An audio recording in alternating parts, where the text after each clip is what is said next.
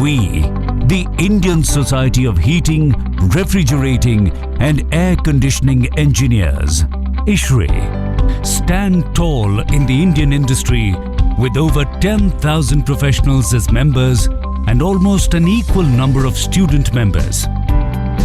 Founded in 1981 and headquartered in Delhi, we operate from chapters and sub-chapters spread all over India, bringing our entire industry together. Individuals become members of our society according to their professional and academic standings. Our roadmap of the future looks very bright, with thousands of new members joining this technical society every year and bringing in a fresh outlook to our industry intelligence.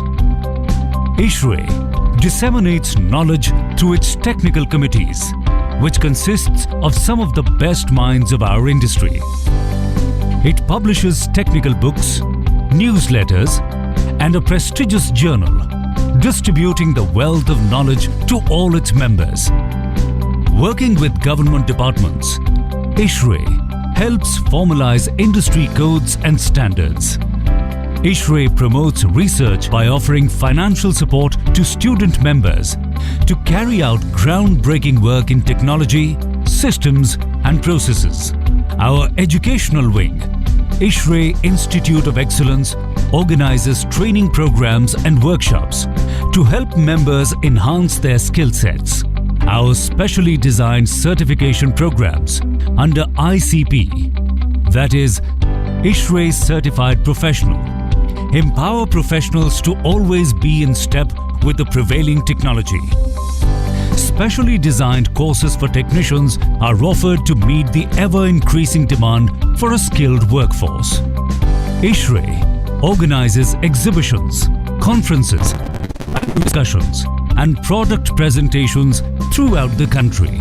We organize the industry's largest international exposition in South Asia, Acrex India,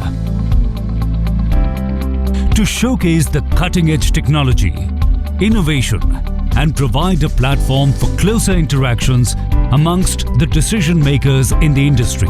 The Acrex exhibition is now growing from HVAC&R show into BFA, Build Fair Alliance. This brings together several allied shows connected with the building services industry all at one location. Our chapters organize several other popular events like AgriConf in Delhi, Raycon in Kolkata, Symposia in Mumbai, TechFest in Goa, and many more.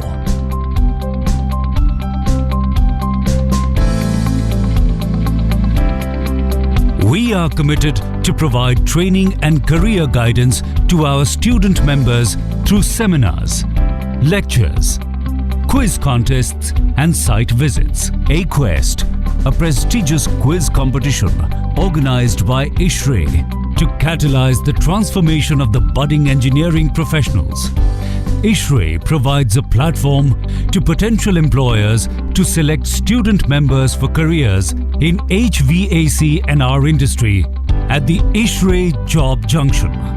Young minds are made aware of the need for saving power, clean air and sustainability. The K-12 initiative of ISHRE focuses attention on school students' development to inculcate a scientific fervor and help develop them into responsible citizens. Speedy information is imperative to keep moving forward in this hyper-connected digital age. Searcher, a specifically designed search engine, is now available, which allows access to a well-catalogued database on HVAC&R and building services industry with just a few clicks. ISHRE cooperates with various national and international bodies, industry, governments, academia, think tanks to promote the concept of sustainability, environmental protection, and energy efficiency and conservation. To enter and explore the universe of the Indian HVACR industry, log on to ishray.in that unfolds a panorama of information. Let us engineer a sustainable future together through Ishray. Welcome to all. Hardik bhai, please proceed further. Yes, good evening all. Good evening Nilanjana ji. I welcome you all on behalf of Ishray Ahmedabad chapter student activities team. Nilanjana madam is an alumni of IIM Kolkata. She did her graduation in electrical engineering and nicely handling her family business with Universal Group.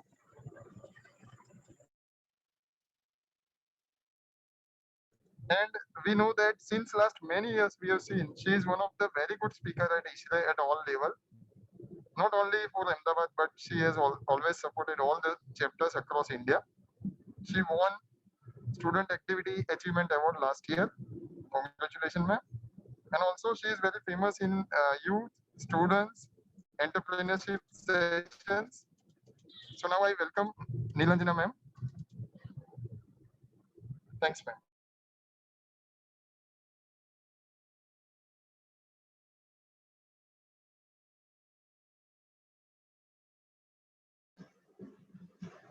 Thank you very much, Hardik sir. Thank you so much, Rajinder ji.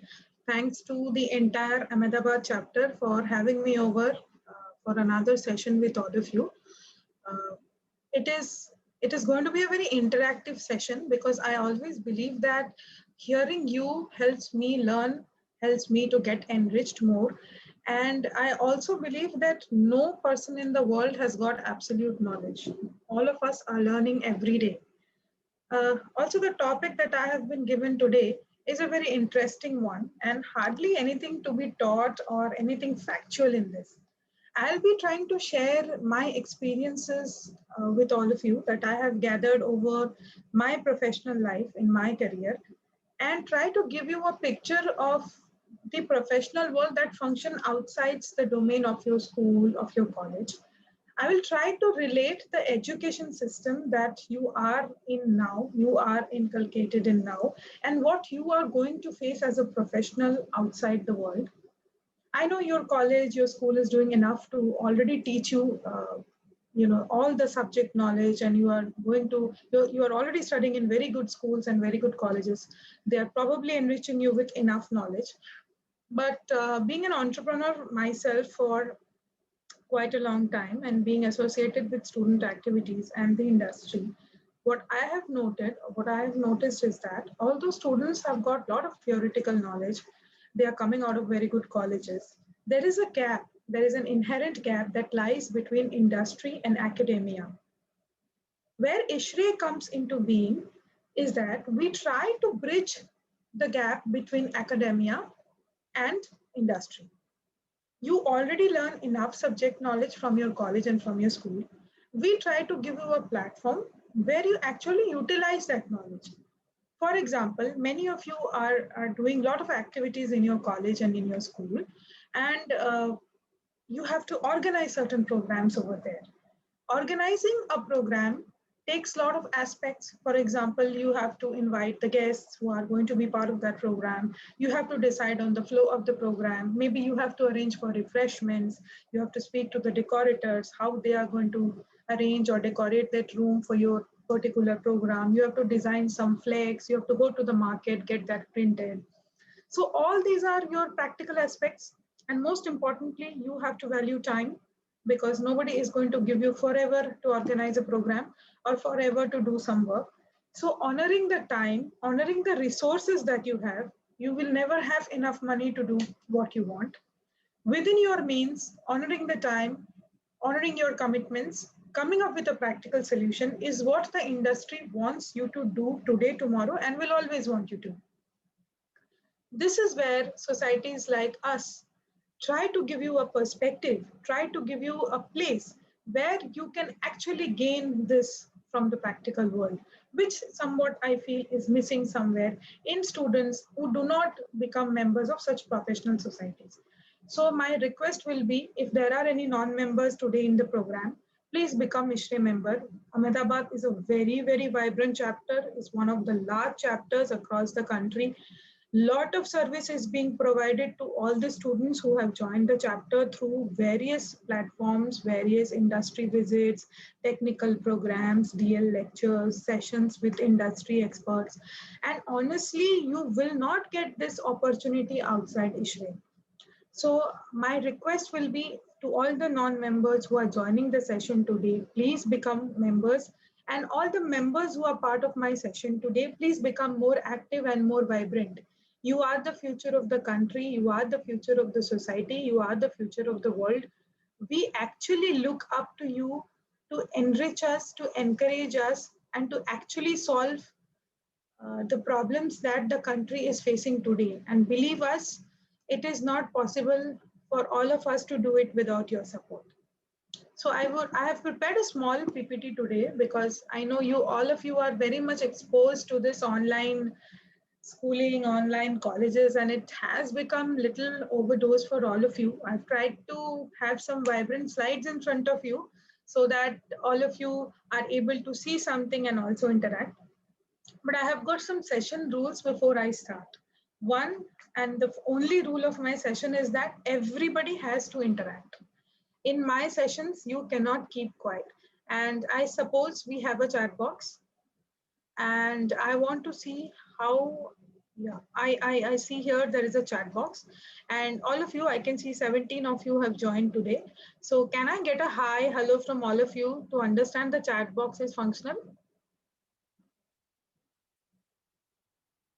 Anything? Can you write something in the chat box, all the participants, so I understand it's functional and I can read it? Oh, wow.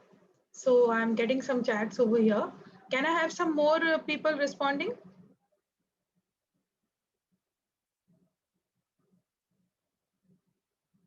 So I've also written hi to everybody. So I hope my chats are also, you are also receiving my chats. Great, great. Can some more of you become active? Yeah, yeah.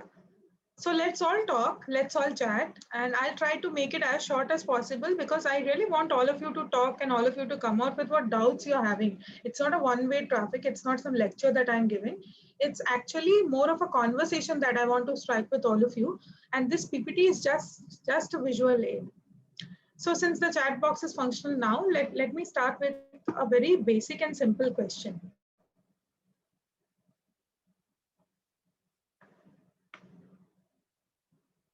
How many of you drive over here? How many of you use a four-wheeler or a two-wheeler, and how many of you drive? All those who drive, can you just write in the chat box yes, so I'll understand that you drive?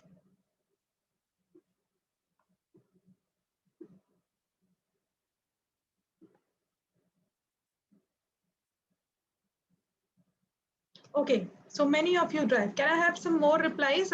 We have about 20 of you, so I can get 20 yes or some no's maybe. I know that Ahmedabad, a lot of people actually drive. Okay, great. Can some more of you respond so that we can have a good conversation? I am actually a Bengali and we all love to chat. So yes, many of you drive. That's great. Okay, another simple question. How did you learn driving? Can just any of you, okay, many of you drive a four-wheeler. I'm sure boys present here do drive a two-wheeler. Okay, how did you learn driving? Can anybody tell me how did you learn driving? Please just let's all get free and let's all talk, because otherwise it's going to be boring for me, it's going to be boring for you, and we are not going to enjoy this session. Okay, driving school and practice. Anybody else? Anybody else? Any more answers? How did you learn driving? Driving school. Okay. Avdesh says he learned from driving school. Priyanshu says he learned from driving school. Anybody else? How did you learn driving a bike or a car? You learned on your own. Ketan says, okay, he learned on his own. How about you? Parth says he learned by practice. Okay. Any other answers? Any other answers? Some quirky people like me. Then I'll tell you how I learned driving. Anybody else? Please let us come up. There is no right or wrong in this. It's a chat session. Think of this as a chat session that I've come here to talk to all of you. Anybody else?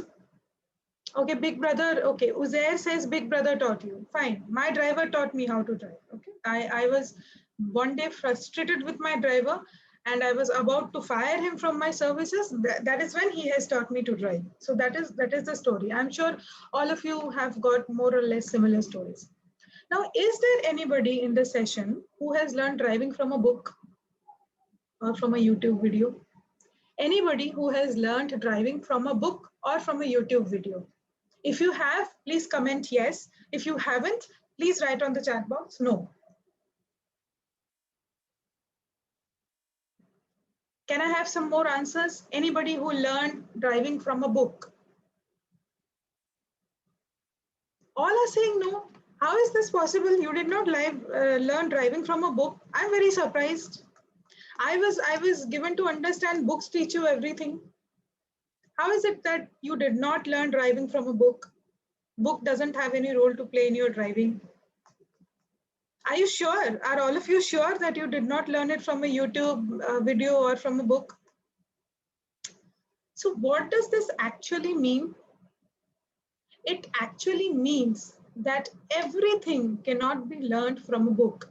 Just imagine one fine morning, I come to you and I give you this fat book on driving and I tell you that please learn the book from this page to that page and you're going to learn driving. Will you believe me? You will say, what a weird person has come, has got no idea, is telling me to learn driving from a book. In the same way, can you learn swimming from a book? Can you learn swimming from a book? If I give you a fat book or a very nice pictorial YouTube video on swimming, will you learn swimming from a book? Is it possible? It is not possible, right? Because there are certain things which knowledge of which has to be put into action for it to deliver something useful. If I read all the cookbooks, if your mother today read all the cookbooks and doesn't cook, can she feed you? Or can you have any tasty food? No. That means what? Your knowledge has to be combined with action to yield a fruitful result. What I'll try to do with my PPT is that explain certain very simple concept to you today. What does school and college education teach us? This is what you learn from school and college. You learn English, you learn mathematics, you learn history, you learn geography. In college, you learn thermodynamics, you learn fluid mechanics, you learn circuit theory, strength of materials, and whatnot, a lot of subjects. So what does this education actually give you?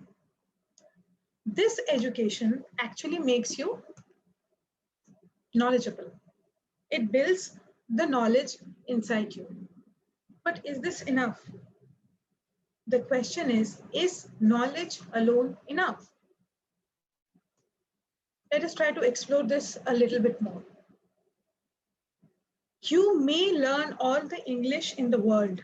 You may read fat books, you may take tutorials, you may go to the best of the schools, but learning English does not guarantee that you're a good communicator. Because the actual world actually needs you to communicate. Nobody in the interview session is going to ask you, what is your marks in English? Nobody will ask you. Nobody asked me ever. I never asked anybody in my interview sessions, what is your class 10 English marks? Or what is your class 12 English marks? Or how much did you score in your English paper in engineering? Never asked anybody. But how did I understand that the person knows English or doesn't? By reading the CV or by the personal interaction and talking that is happening right now, that is happening in the interview. If I check your CV and I see that there are 4 spelling errors or the construction of the sentence is not right, even if you are from the best school in the country, I will not consider you as a good communicator. How are you communicating to me? You're communicating to me through the CV, not through English. The key is communication. And that happens how? By written format, because CV is a paper or a mail that comes to me. It's in paper format, it's in written format. So anybody who knows to write correct English will be a good communicator in that situation. When you're facing a personal interview, anybody who speaks correct English or Bengali or Hindi or Gujarati is a good communicator, not somebody who has read a lot of English books or a lot of storybooks. Am I making sense to all of you? Are you getting what I'm trying to explain? Please use the chat box. Are you with me? Am I making sense? Is it something that that also strikes you? Also, you are able to understand what I'm trying to tell you. Can I have some answers in the chat box? Yeah, right. Nobody will ask you what books you read if you cannot communicate well in English. It is the same thing. The real world actually requires you to do banking and taxation and not mathematics, integral calculus. You may be great in integral calculus, but the real world requires you to do banking, to do taxation, to do your share trading. You may know the best of geography, you may have scored 100 in geography, but you cannot reach anywhere in time, or you cannot find out that location. Does it make you really knowledgeable? Does that make you really knowledgeable? At the time when there is a crisis situation, you need to handle that crisis. You need to make the right decision in that crisis situation. You need to come up with a solution within time. You need to work in a team. That is what the actual world seeks out of a professional. It requires you to do decision making. It requires you to work in a team, build a team. It requires you to handle time. It requires you to handle your clients. It requires you to make a report and submit to your superior. It requires you to sell your product that the company is making, to handle a crisis and to innovate. But sadly, these things are not taught in school and college. These are not part of our education system. There is no book on client meeting. There is no book on art of selling. There is no book on decision making. Why? Can you say why? Is there any answer why there is no books on this? Can somebody come up with an answer? What do you think? Why there are no books, or why isn't it part of your curriculum? Simple, because you cannot learn it from the books, just like driving, just like swimming, just like cooking. These are actually action points. You have to start doing them. You have to go and make a team to build a team. You have to understand the dynamics of a team by working in a team. You actually have to face the clients to become a master in client meeting. You have to actually handle crisis to become a good expert in decision making and crisis handling. You really have to work on innovation to become an expert in that. None of the books can teach you all these things. And it is not possible to learn these things from books. If you have that kind of idea, let me burst that myth. It doesn't happen from the book. It has never happened from anybody. It will not happen for you. These things actually require your knowledge to be put into action. And therefore, my friends, knowledge is the key, but application is the proper door. If you are fitting the wrong key in the wrong door, the door will not open. You may have all the knowledge in the world. If you are not putting it to use, the knowledge is of no use. You may read 100 cookbooks. If you never went to the kitchen and tried out a dish, nobody will call you a great chef. It is as simple as that. Now, coming to the HVAC industry. So friends, I will not talk only related to the HVAC industry, or I will not restrict myself to only the HVAC industry. I will tell you of engineering as an application. See, engineering field is basically based on application kind of work, because we actually go out in the field and do something on the field. Please do not restrict yourself thinking that I am a student of this engineering branch, so I have to seek a job in this engineering branch, and outside this branch, I have got no career. Please burst that myth and come out of that problem. HVAC and R may seem very small, may seem to you initially a very small thing, Broadly, it can be classified into heating applications, air conditioning applications, ventilation applications, and refrigeration applications. This is what the industry stands for. But there is a huge workspace, there is a huge work field behind this. Let me tell you how. Because HVAC has got a lot of allied industries that you work with. For example, unless and until a building is built, it can't have air conditioning in it, right? You can't air condition the playground, can you? You cannot. There has to be a building which needs to be air conditioned. For that, you need a civil engineering knowledge.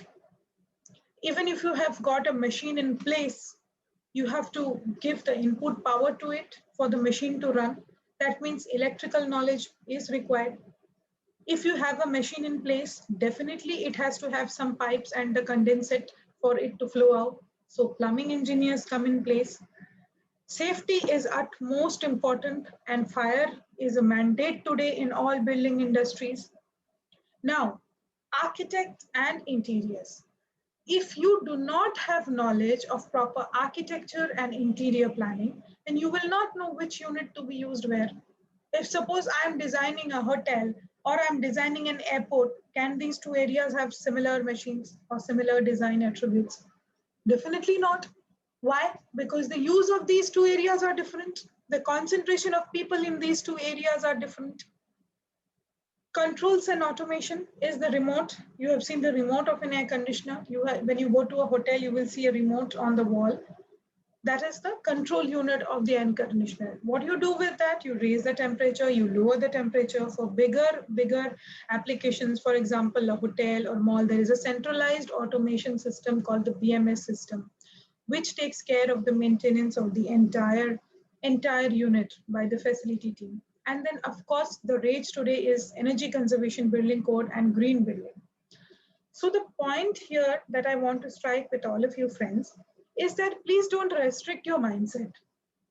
Don't restrict your mindset that I am an electrical engineer or I am a civil engineer or I am an electronics engineer. What will I do? Engineering today stands on the foothold of combined knowledge. If you restrict yourself to one particular area, doesn't really do any good to you.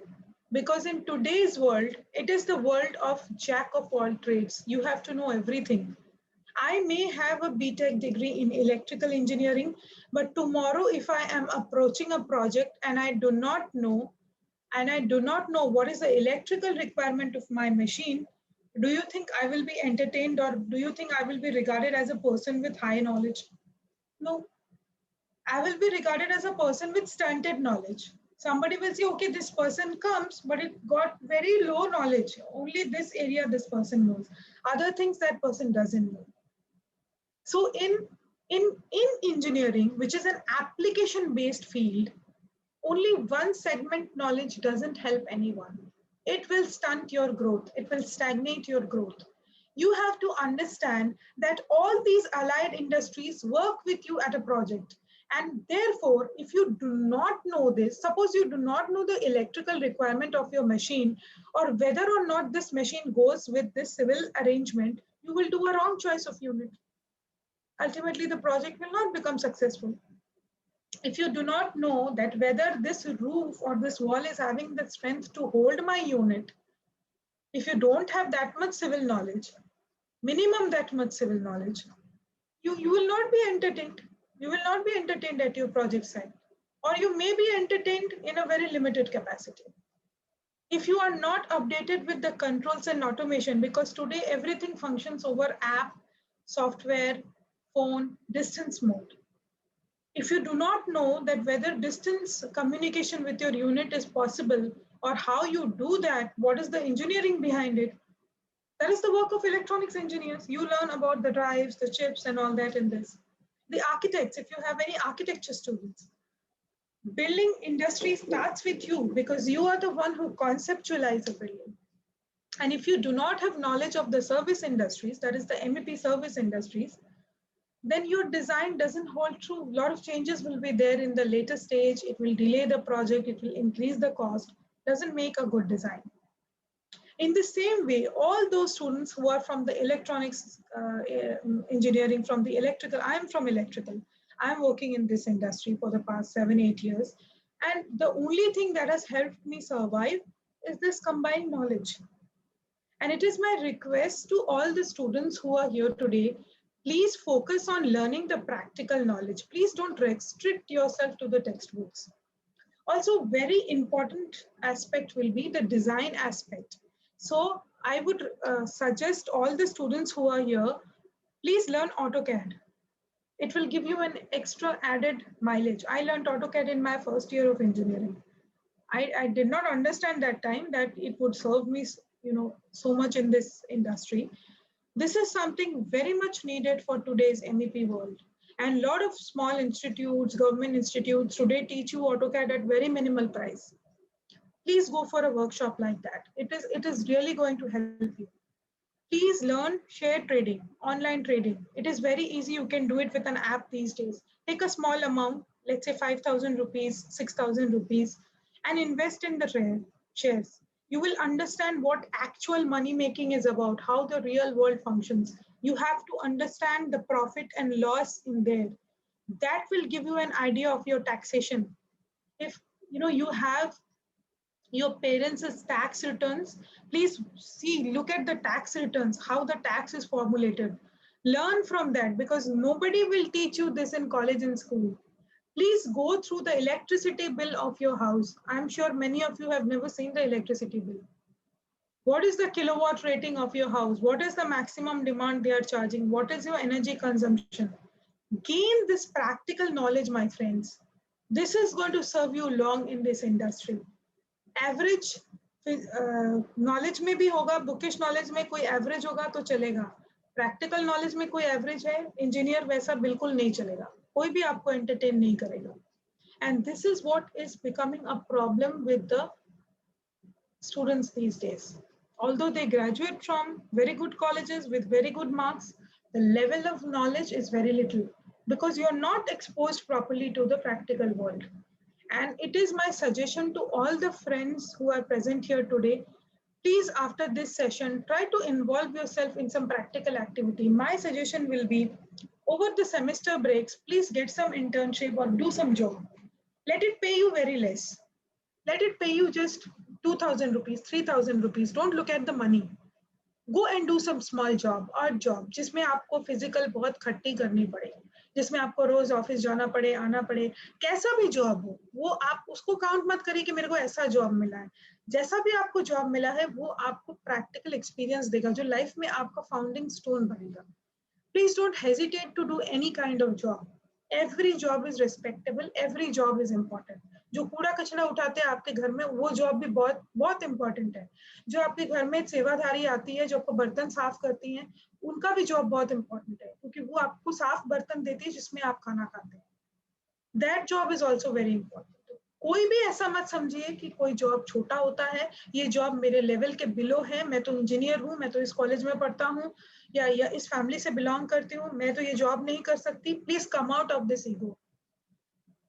In your summer holidays, in your free time, please seek for a small job. Anywhere, कहीं भी आपको reference मिले, कुछ भी मिले, जाके कोई भी जॉब करिए. उससे जो आप सीखेंगे और उससे जो भी थोड़ा बहुत आप पैसा कमाएंगे, वो आपको एक फीलिंग देगा कि प्रोफेशनल वर्ल्ड में आपको क्या फेस करना पड़ेगा. And everything is important over here. Reaching on time, managing your resources, working with your team, ये सब आपको day one से किसी भी कंपनी में करना पड़ेगा. और इसका ट्रेनिंग आपको कोई कॉलेज में नहीं मिलेगा. तो जितना भी आपके पास टाइम है, उसको पबजी ये सब में यूटिलाइज नहीं करके उसको अपना फ्यूचर बिल्ड करने में यूटिलाइज करिए. Because all of you will have to make your career in your own strength. Yes, I am speaking in English. I am speaking in English. I have just used little bit vernacular to understand if other people are okay with that. I'll make it mostly in English. Now, role for the engineering graduates. What role can you be employed in as a GET or a fresh graduate from a college? These are some of the roles. There can be some sub roles in this. But broadly, these are some of the roles in which you will be employed by any company. That is in sales, as a sales engineer, as a project engineer, as a design engineer, as a planning engineer, as a commissioning engineer, and a service engineer. So there are broadly, they have written twice project engineer. So these are the broad roles in which you will be employed as a GET, or that is a graduate engineer training, or a DET as the diploma engineer training. So what are exactly the job roles, or which department you are going in? I'll try and give you a brief of what happens. So sales is the revenue earning team in any company. The sales team actually meets the decision-making people in the client's office on a regular basis. So this sales requires you to be very, very updated with your, your latest technology, very good on your speaking, make an impression, make a good first impression on your clients. These will be the intangible things that will be required other than your subject knowledge. Definitely subject knowledge is required in any field, kahin bhi aap, wherever you are joining. Subject knowledge, I didn't get what you're trying to say, Kuldeep ji. You may just aap usko thoda sa better likhiye. I'm not able to understand what you're trying to say.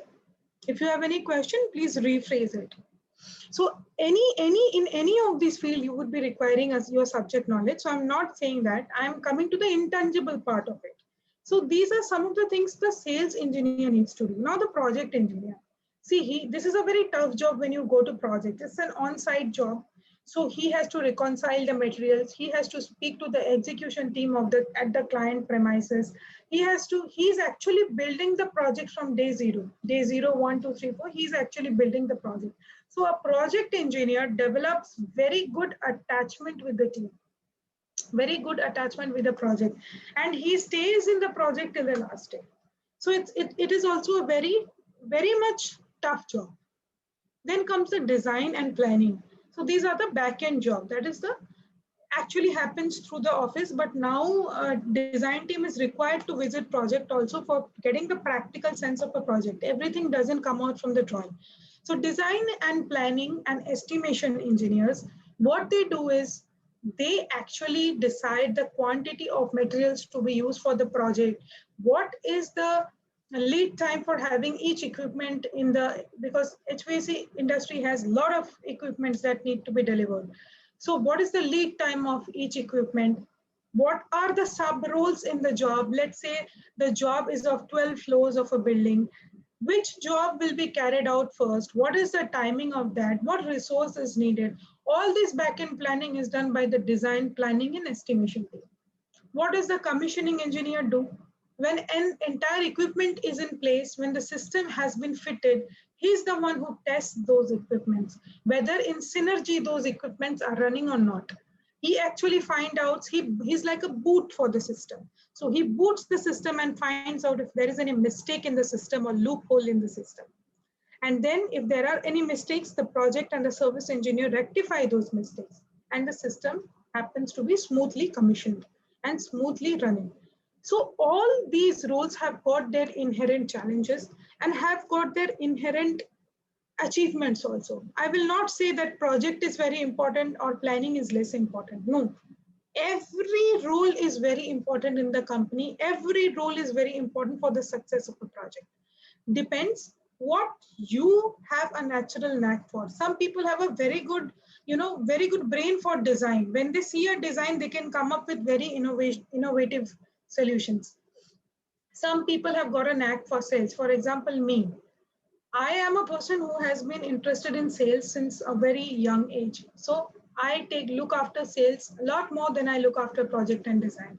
But of course, even a sales engineer has to have knowledge about project. Even a sales engineer has to have knowledge about design. Even a planning engineer has to know some sales. The planning engineer has to understand some service queries. The service engineer also has to understand design, also has to understand project, and also has to understand commissioning. So all these roles are internal related, and everybody has to have knowledge of everything. But yes, definitely you can be expert of one or two roles, which will be assigned to you by your company. But my request is that please try and accommodate knowledge of allied fields also in this. If you become a design engineer, don't restrict yourself to only HVAC design. Try to learn about fire designing also, plumbing designing also, electrical designing also. Stay updated with the latest trends that is happening around you in the technology world.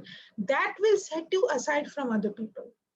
Because limited knowledge people, limited stunted people are available in average everywhere. What differentiates you from those people is that you have combined knowledge of all fields, and that is what companies today seek. Many people have lost their job in the pandemic situation, but you see those people who are actually contributing to the company in multiple diversions, they have not lost their jobs or their salaries have not been deducted. Company also knows that who functions in multiple roles. And today that is very important because they might change your department as well. It may happen you work for 2 years in sales and they shift you to design after 2 years. It may happen. It happens everywhere. Interdisciplinary changes, interdivisional changes, it happens everywhere. So please be prepared for that. But of course, you can have a favorite role. That is no problem in having a favorite role. Now, here is something. Debatable topic is success. We all want success, right? Anybody who doesn't want success, please use the chat box and tell me all of you want success, right? Come up with a yes or a no in the chat box.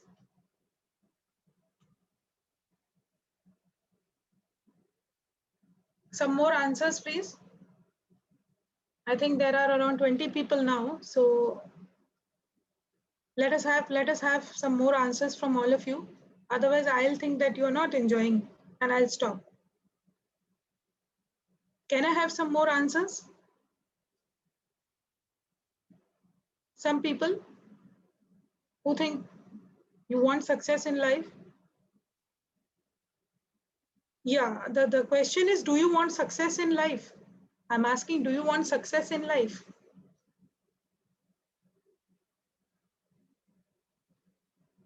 All of us want success in life, right? All of us want success in life. So there are two things, two very basic things about success. One is talent, one is attitude. So I'll first come to the talent. Everybody has got some talent, okay? You have got some talent, your friend has got some talent, I have got some talents. Everybody, God is very kind to all of us. He has given some talent to everybody. But what the problem with talent is that talented people often become lazy. Talented people often breed ego. If you look around in your neighborhood, in your society, in your family, there have been many promising kids who were very good as students, who were very good in the college, who used to score 90%, 80% students. But you cannot regard them as very successful. They didn't become very successful in later part of their life. Why that happens? Haven't you have such examples in your family? I have plenty of examples in my family. Very successful, very, very good students, but did not become very successful as professionals. It happens, right? Happens to every family, every neighborhood. Now, why this happens? Ideally, if somebody is very talented, should be very successful also. Or if you see the reality shows, today reality show is very popular. The winner of the reality show is not always successful as a professional. Isn't it? Many dance and music reality shows, so many shows are happening nowadays. The winner of the show, they work very hard to become the winner of the show. Always the winner of the show, doesn't turn out to be a very successful singer or successful dancer or successful actor in the industry. Why that happens? There could be many reasons to why that happens. One very basic reason is the attitude. Friends, success is very important, definitely. But what is more important is to have the correct attitude towards success. Like I said in the beginning, if you have little less theoretical knowledge, it will work. But if you have very less practical knowledge, it is not going to work at any stage in your life. In the same way, if you have little less talent, it is fine. You can still survive. But if you have the wrong attitude, you will not survive. It is not possible for you to survive or have success. Please understand, friends, and make this your motto or anthem from today. Attitude determines your altitude, not your aptitude. You may have very good aptitude, but if your attitude is wrong, you don't reach any altitude. Please make this your motto in life, to have the correct attitude towards success. Please use your talent. Please use your talent into something useful. It is okay to acquire a lot of knowledge, but if that is not put to the right attitude with it, doesn't serve anything. And what is the right attitude? How to put it? Put it for good use. Put it for good cause. Don't use your talent to make AK-47, or don't you use your talent to increase terrorism in the country or to harm somebody. That is not the good use of your talent. If you are using your talent for the betterment of your country, for the betterment of your school, for the betterment of your college, that is how you put your talent in good use. Today we are exposed to a world where negativity is at its prime. Let us not succumb to those negativity. Let us not succumb to that negative attitude. Let us breed positivity in and around. How do we breed positivity? Tell yourself, I'm good, I can do it. I have this goal in life, I will achieve it with regular hard work, with regular practice, with right use of knowledge. Don't blame your luck. I don't have the correct luck, I will not get it. My parents don't have money, so I didn't get into a good college. Many people say this. My parents didn't have money, so I didn't get into a good college. That's why I could not become successful. I hope our Prime Minister has taught you that you don't need to go to a good college to become successful, but you need to have the right attitude to become successful. So please utilize those kind of things in your mind to cultivate a positive attitude towards life and in general towards life, not only for your career, in general towards life, because you have to be healthy in your body and your mind to perform successfully. Now let me come to another very new topic, entrepreneurship. Now, what is actually entrepreneurship? I spoke to you about your professional life. Now I'll tell you, how do you function? How do you become a favorite of your organization? So many people say that, they have lost their life and lost their jobs in the pandemic. Many people say that, I don't enjoy my job. I don't enjoy my office. I'm stuck here because I don't have any option. I'm stuck here. My growth doesn't happen. So why all these things happen? They get frustrated. See, friends, entrepreneurship or taking some responsibility. This is a very key word in today's life. That is responsibility. If I'm assigned a job by my company, if I'm assigned a role by my company, am I doing it responsibly? And what does doing something responsibly mean? That is being responsible for that job till the very end, till the last level. And if that job doesn't happen the right way, please take ownership of that too. That I was given this responsibility, could not do it in the right way. So what does this entrepreneurship actually mean? It is that you are an entrepreneur inside an organization. Entrepreneurship is the act of behaving like an entrepreneur while working within a large organization.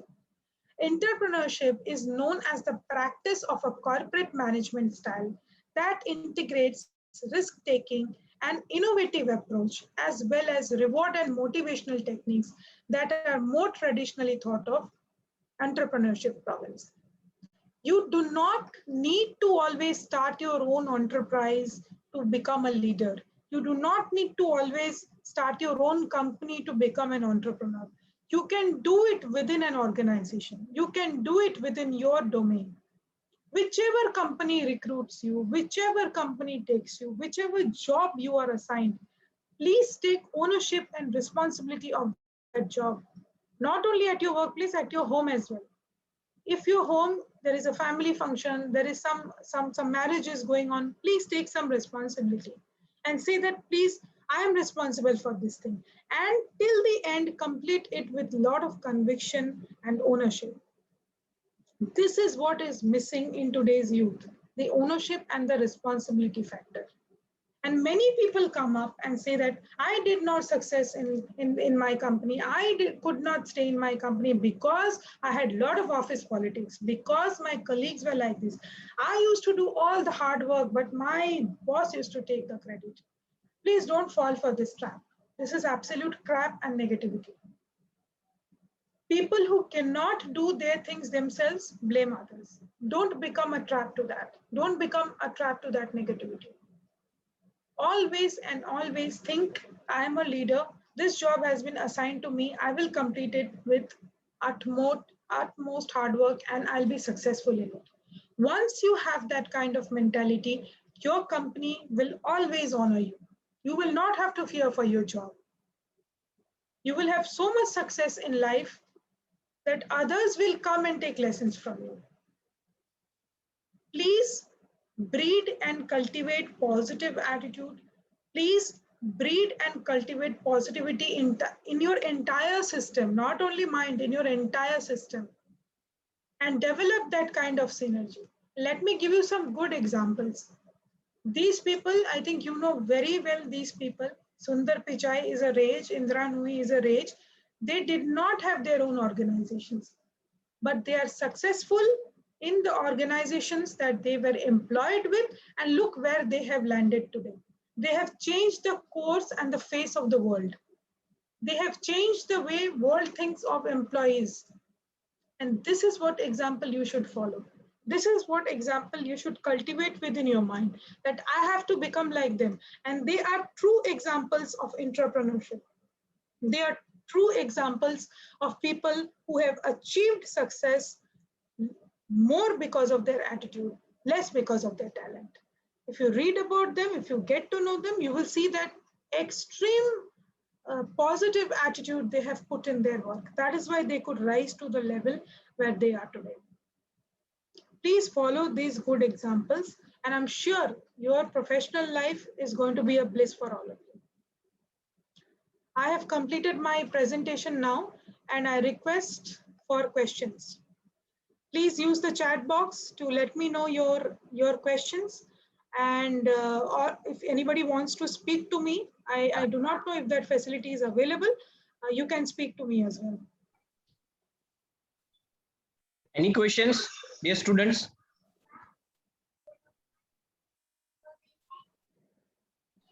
The in which the madam take the lecture was excellent. So I think that yes, that is.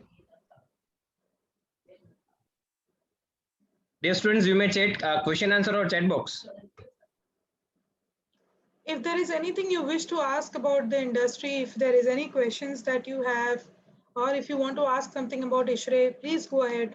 If you have any questions, if there is anything that you want me to take up, any gray areas that you want to clarify in any of the job roles, or May have.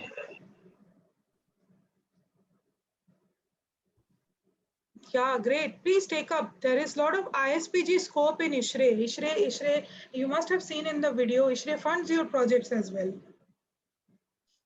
Thank you so much. Nice to know that you have enjoyed. Please let me know if there are any questions from your side. If you want to interact, if you want to talk, that is also fine with me. Let me know. I hope I have been able to clarify what job roles are there in industry. I hope other department students from electronics, electrical, civil, please feel free to join the industry. There is ample scope, there is ample work for everybody in this industry. Please don't fear that there is no job for me. There is ample job.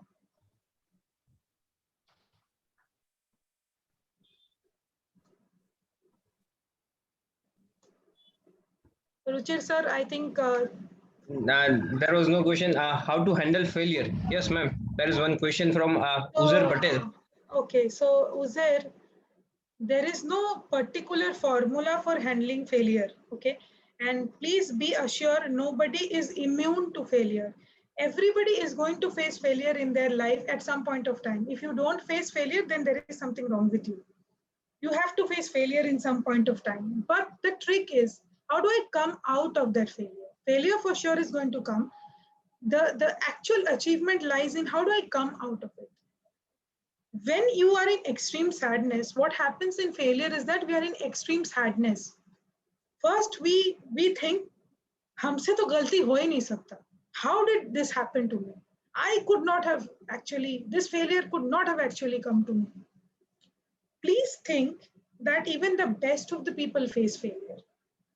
So calm down first. My suggestion is to calm yourself in such an emotional, high emotional situation. And try and think, what is that one point, or what are those few points which I did not analyze while making this step? What happens what is actually a failure? Let us understand that failure is actually an outcome that is not what you expected it to be, right? Suppose I give you an example. Suppose I'm making dal and the dal doesn't come out tasty, so I will say I failed making the dal. Now I have to understand, दाल में ऐसा क्या डाला था जिसके वजह से test नहीं आया? Did I put less of salt? Did I put more of chili? Did I put something that is not supposed to go in the dal? So it is basically an outcome. So for understanding any outcome, you have to understand the source, that is your action. So please sit and analyze, calm your mind, sit and analyze your action and just check where I did not do the right action. Once you check that point where you have not done the right action, your cause of failure will be in front of you. And what you need to do next, you need to make a commitment to yourself that I will not repeat this mistake. Please try this simple thing out. Just commit to yourself, I will not repeat the same mistake twice. And see that you would have reduced the frequency of your failures to a great extent. I hope I have given you some courage. How to cope up with delays that occur in project to complete on time? Okay, good question. So first of all, delays are cumulative, okay? It is not that the delay is happening because of you or something. For example, lockdown, let us take the example of lockdown. At this point of time, all projects are delayed. Why? Because equipments are not able to reach site at the correct time. Why? Because transport is not flying. Now, in such cases of cumulative delay, all agencies will be delayed together. The best way to cope up with a delay is to understand, please make action items. At this stage of your project, what is the pending list?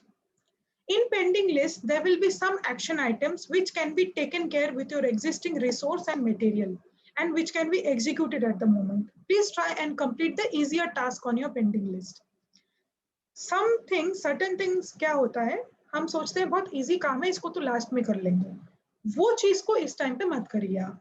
When there is a delay inside the project, what you do, you complete those easy tasks first. Now you're left with, suppose you had 20 tasks in the pending list. After completing the easy task, which can be done by the available resources, let's say you have now 15 or 14 tasks. Segregate in the 14 tasks again, what you can complete at the present stage. And again, after the 14, when you have 10 left, again do the same thing. You will see that ultimately you have 5 or 6 tasks which you cannot do. The rest can be done. Or maximum can be done with help of other agency. So when the project is going to a cumulative delay, it is a loss for everybody. So other agencies will also help you to complete the work on time. So please approach your allied agencies, have joint meetings, and with them decide on a new work schedule which can be done in the method I told you. And in this way, you can cope up with the delay at project level, execution level, I'm saying. Simulation software, AutoCAD is not a simulation software. AutoCAD is actually a design software. Why I recommended AutoCAD to all of you is that AutoCAD, if you learn to the master's level, that is up to Revit, AutoCAD is actually useful for all divisions, be it electrical, mechanical, plumbing, any architects, interiors, everybody works on AutoCAD. It is today an universal software. So having the knowledge of AutoCAD right from the beginning stage will help you to improve on that. Another thing that I will ask you all to do is the Excel sheet. Many people don't have the complete knowledge of the Excel. If you have mastered Excel, like say advanced level of Excel, many things can be done with the Excel as well. So if these two things you learn very well, it is going to help you in any discipline of engineering field. See, SCADA is actually controls and software, controls and automation. So learning SCADA is not something, I don't know how do they teach SCADA. It is basically programming. Okay, so what we do with the help of SCADA is that, suppose I have a unit, I need to schedule the unit. How do I schedule it? Suppose 10 a.m. to 2 a.m., 10 a.m. to 1 p.m. in the afternoon, my unit will run at 25 degrees temperature. From 1 p.m. to 3 p.m., my unit will run at 24 degree temperature. And from 6 p.m. to say rest of the evening, it will run at 28. And if there is nobody inside the premises, my unit will shut down. Suppose I have to program this. So what I do is that I give an input to my unit, and there is a sensor which senses that presence in the room. How will they sense presence in the room? By body heat. So when a person enters a room, everybody is a hot body, we radiate some heat, the unit senses, okay, this person has entered this room, so I'm supposed to start. So unit starts, and it's suppose it is 1 o'clock time that time, so it is supposed to function at 24 degrees. The thermostat gets a call that it is now 1 p.m. time, I have to function at 24 degrees, and the unit functions at 24. So entire this mechanism is done by SCADA, automation, or some kind of controls. This is what actually we do. I'm not sure how you will learn it at student level, but definitely it can be learned. Some points of programming, IO summary, etc. can be learned.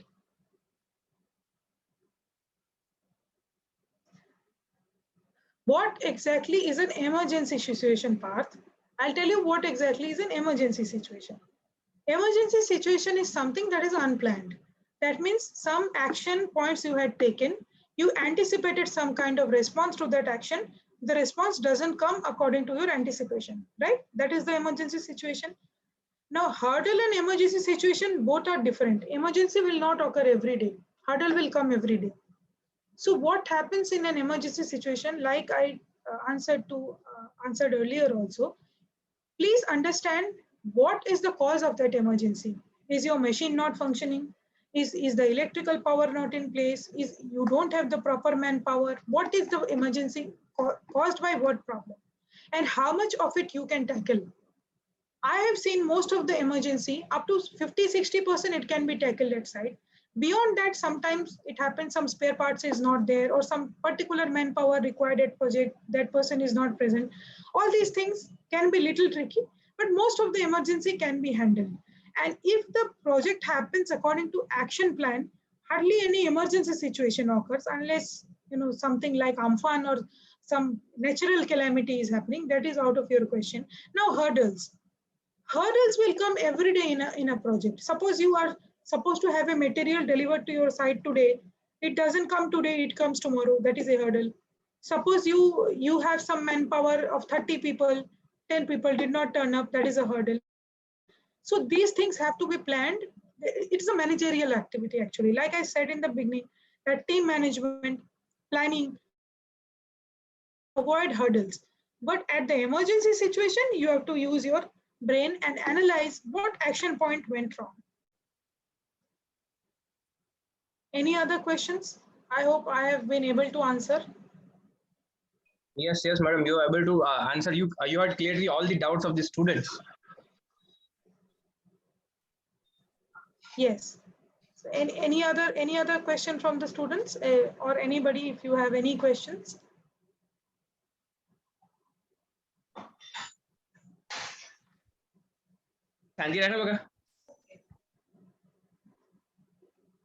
So I think Ruchir sir, we are done. Yes, definitely, madam. Right, there is no question from the students. So thank you very much, madam, for giving us your valuable time. You had covered all the basic concepts to the points which students has to take in mind for their future, bright future. So on behalf of the ISRO Ahmedabad chapter, I'm thankful to Nilanjana madam. Thank you very much, madam. Thank you so much, Ruchi sir, for having me. Thank you to all the students for listening to me and giving your time. I hope I have been of some help to all of you. And God bless all of you. Pray for your safety. Pray that all of you are safe, healthy, and hope Ahmedabad chapter, as vibrant as it is, rises from success to success. Thank you so Yes, much. yes, sir. Thank you, madam. Thank you. Okay. So we'll take your leave now. Bye bye. Yes. Thank you, ma'am.